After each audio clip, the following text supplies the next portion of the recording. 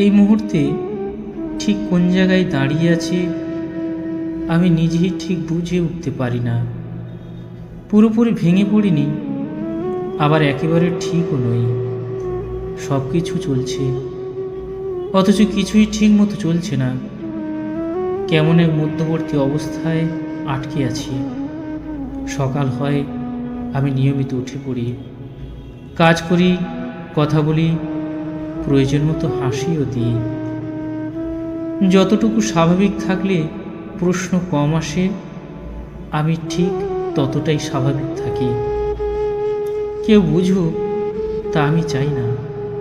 ভেতরের ক্লান্তিটা আলাদা করে চোখে না পড়ুক, কারণ ব্যাখ্যা দিতে দিতে নিজেকেই অপরিচিতি লাগে।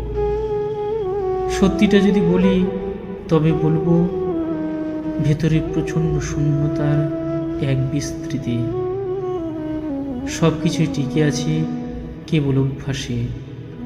বেঁচে আছি শুধু বেঁচে থাকার জন্য।